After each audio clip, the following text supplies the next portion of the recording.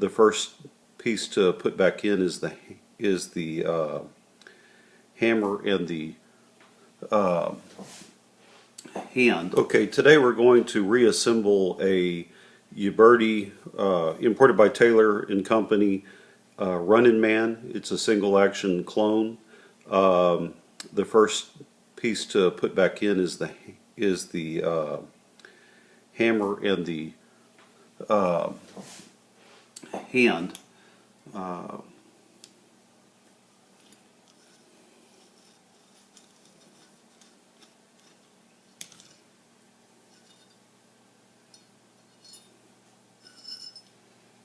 So here's the hand, or the ratchet arm hand. It's the thing that moves the cylinder. There's a slot down here in the bottom. You stick that arm up in that slot, line up the hole. That's all you got to worry about on this piece. It uses the larger of the 3 screws that go through the frame. Line up the holes and screw it in.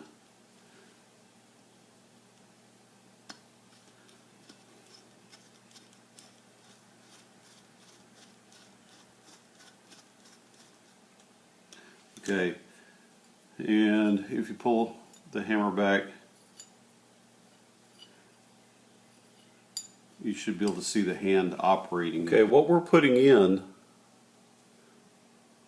is this pin, then the spring, and this little bitty screw. That's why I normally do it in a box, is I don't want that spring throwing that screw across the room where I'll never find it again. And it's going into the small hole on the back of the frame. First piece you put in is the little pin.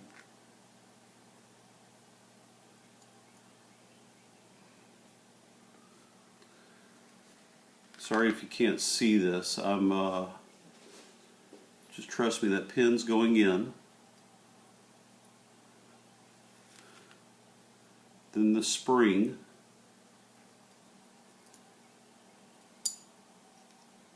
So the spring's a little proud. I don't know if you can see that, but the spring's a little proud, and now I got to put this screw on top of that spring.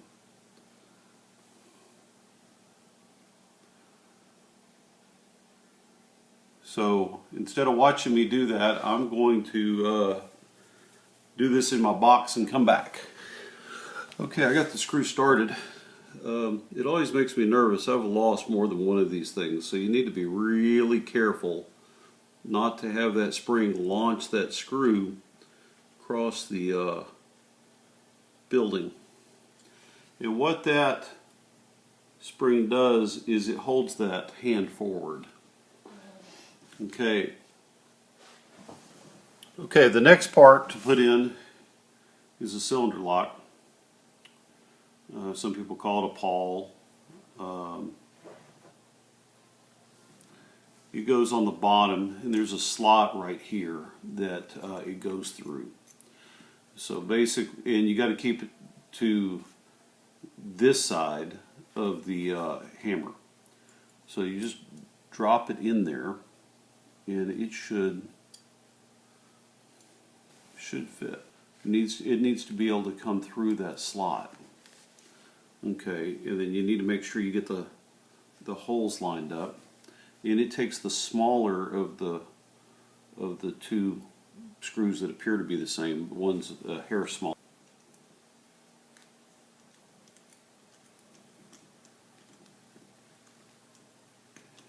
Okay, you don't want to tighten these screws all the way down. Just get them in there so they're going to stay. We're going to tighten them all. Okay, the next part to go in is the trigger. And it's screw. It's the other small one, like the last one we put in. It's a little larger because, once again, the frame is getting bigger towards the back. It's a little longer. Now this is going to fall in front of the hammer to the side of that cylinder lock. And you need to get the holes lined up and drop the screw in. Now, I had to open the hammer a little bit to get everything to line up properly. And you're going to tighten this down, but not all the way. We're going to wait to do that to the very end.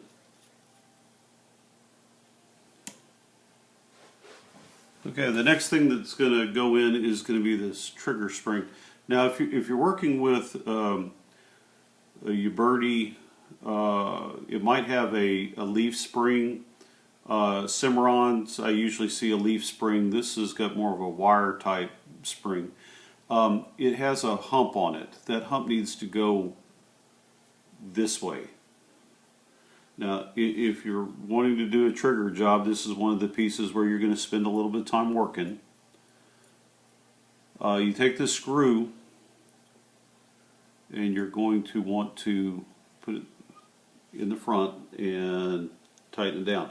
Now this is going to be one you want to go ahead and tighten down. We're not going to have to come back and double check fit and everything. So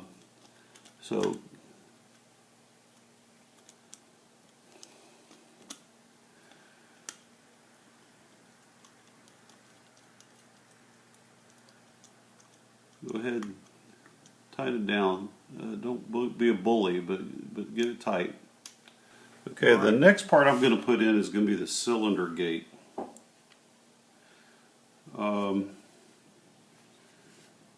If you notice, it's got some flat sides here, and that's going to work with this screw spring pin setup to keep it in. You just slide it in.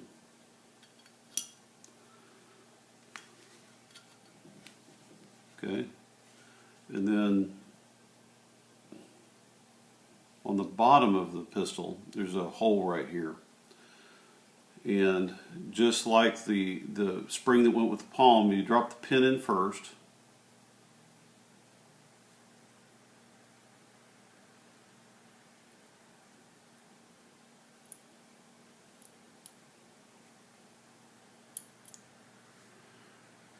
then the spring. Let's go in this front hole, and then follow with the screw. And the spring on mine's not proud at this point, so I'm a little lucky here. If it's proud, you need to watch out, make sure it doesn't throw your spring across the room. Throw your screw across the room. These screws and springs for these are unbelievably expensive for what they are.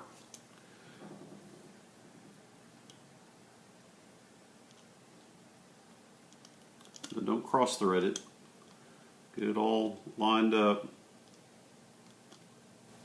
Okay, when you get this thing screwed in, you need to check the gate, because if you tighten it too tight, it's putting pressure on that spring and on the pin, and it's going to keep this from opening well. So if it doesn't open well, you need to back off on that screw. Okay, the reason why we do this now, or did that next, is because the next piece to go on is going to be the trigger guard. Okay, and it's going to have a set of 3 screws. It's going to have 2 long ones and 1 short one.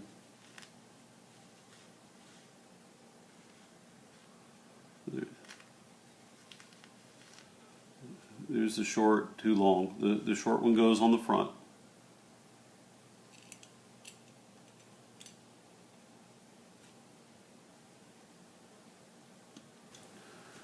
Because now we gotta put these big ones in, and we gotta get it all lined up.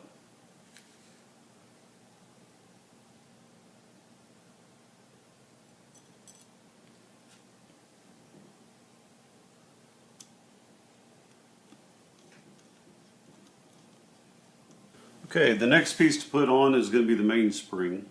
If you're doing a trigger job, there's a trick you can do with a washer here, or go to a lighter spring.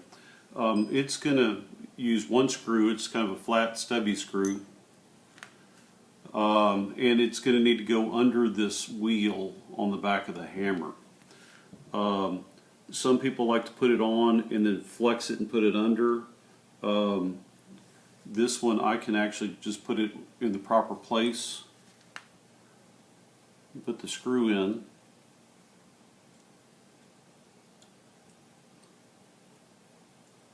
Tighten the screw.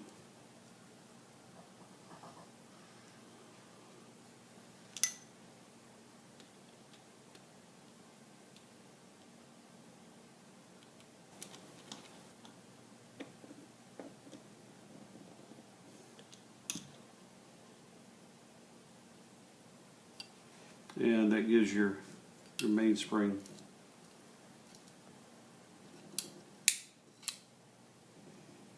So you can test it at this point, but make sure you don't dry fire. Okay, the next part is putting on the back strap and then the grips. This depends on the type of grip you have. Now, this pistol came with a one-piece grip. If you have two pieces, you're going to put the back strap on first. If you have a one-piece grip, you need to put the grip inside the back strap and get it lined up. Okay. Then you need to be real careful with the corners of the wood while you're doing this. It's going to slide on the back. There's 3 screws that you need to worry about with this. There's one on the bottom, 2 on the top. I usually start with the one on the bottom. Now you're going to want to put it partially in. Don't tighten this. If you tighten this, you'll never get the other 2 in. So put a little, just get it started. Then go to the other side and put your 2 screws in.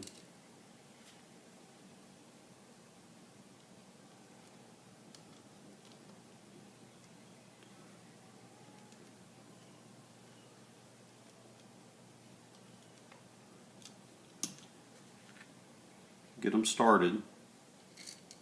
If they won't start, you might have to back off a little bit on this bottom screw to get everything to line up correctly.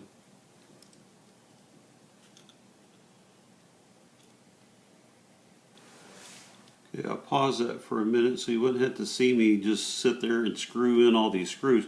But once you get them lined up, go ahead and start syncing them up a little bit. Don't tighten them all the way because you need to get them together.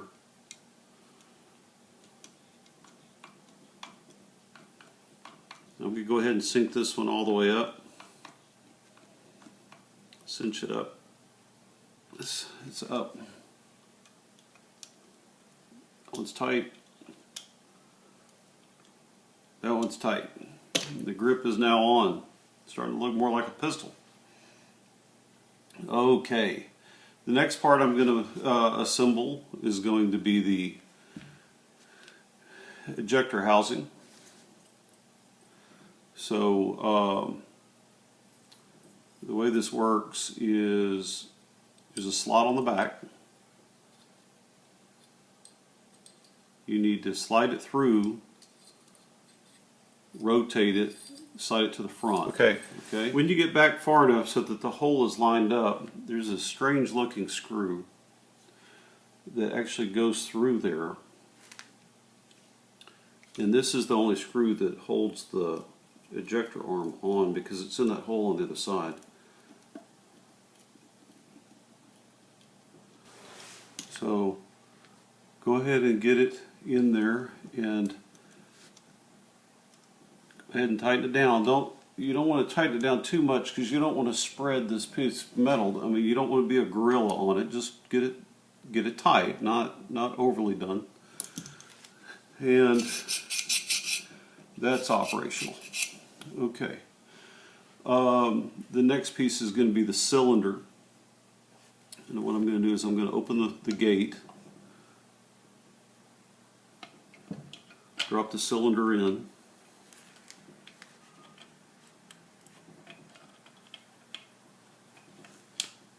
Now, we take it back to 2 clicks. That gets that cylinder lock out of the way, so I don't scratch the cylinder.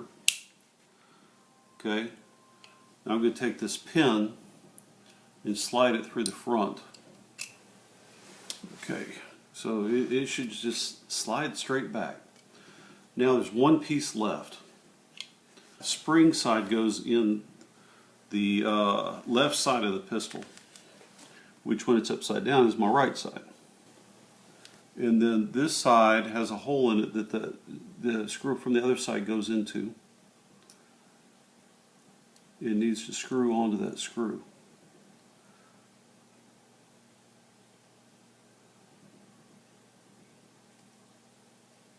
Okay. It almost takes 3 hands to do this, because I need to use a screwdriver on this side and a screwdriver on this side, and you want to get it so we're not overly tight, but you want to get it so that it won't come off.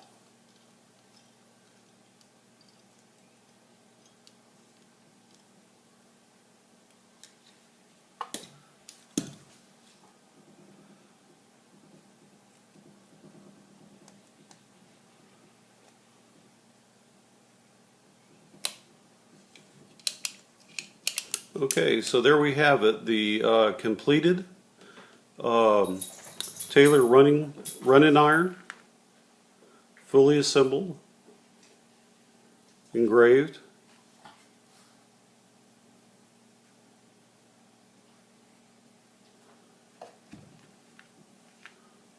ready to go to the customer.